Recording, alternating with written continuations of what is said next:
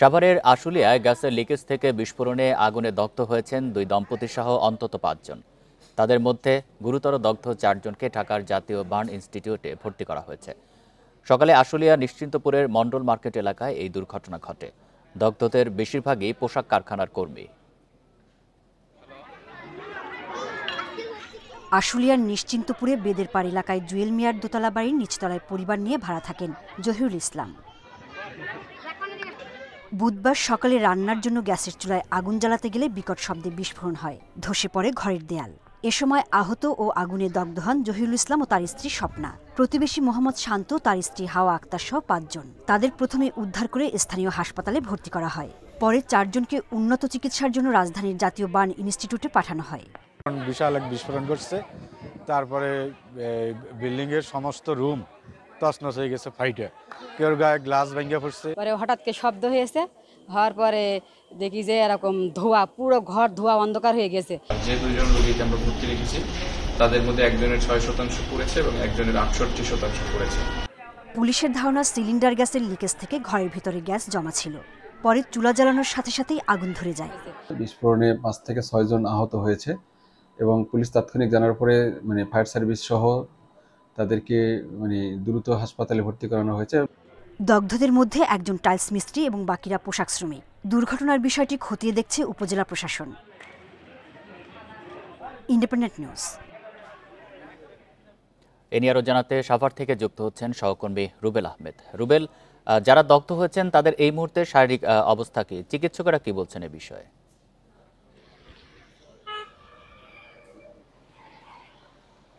দেখুন, যারা দগ্ধ হয়েছেন দগ্ধদের মধ্যে 4 জনকে কিন্তু আশুলিয়ার যে নারী ও শিশু হাসপাতাল কেন্দ্র স্বাস্থ্য কেন্দ্র রয়েছে সেখান থেকে প্রাথমিক চিকিৎসা দিয়ে তাদেরকে কিন্তু রাজধানীর ঢাকাতে কিন্তু তাদেরকে প্রেরণ করা হয়েছে। তো আমরা রাজধানীর ঢাকার তাদের শারীরিক অবস্থার খোঁজটি নিতে পারিনি, তবে আমরা প্রাথমিকভাবে আশুলিয়ার যে হাসপাতালটিতে তাদেরকে ভর্তি করা হয়েছিল সেই হাসপাতাল সূত্রে আমরা জানতে পেরেছি যে 4 জনের অবস্থা কিন্তু তারা বলেছেন আশঙ্কাজনক, যার কারণে কিন্তু তারা 4 জনকে রাজধানীর ঢাকার যে জাতীয় বার্ন প্লাস্টিক ইনস্টিটিউট রয়েছে সেখানে প্রেরণ করেছে। এবং এই 4 জন ছাড়া আরও একজন কিন্তু আহত হয়েছিল, তাকে কিন্তু আশুলিয়ার যে স্থানীয় যে হাসপাতালটি রয়েছে সেখান থেকে কিন্তু তাকে প্রাথমিক চিকিৎসা দিয়ে কিন্তু হাসপাতাল কর্তৃপক্ষ ছেড়ে দিয়েছে বলে আমাদেরকে জানিয়েছেন। এবং আমি আরও একটি বিষয় জানিয়ে রাখতে চাই, এই বিস্ফোরণটি কিন্তু আজকে সকাল 7টার দিকে যখন ঘটে, এরপরেই কিন্তু ঘটনাস্থলে খবর পেয়ে কিন্তু ফায়ার সার্ভিস, পুলিশ এবং স্থানীয়রা কিন্তু এগিয়ে গিয়েছিলেন। সেখানে কিন্তু আমরা দেখতে পেয়েছি দোতলা যে ভবনটি রয়েছে সেই ভবনের নিচতলাতে কিন্তু এই বিস্ফোরণের ঘটনা ঘটে এবং এই বিস্ফোরণে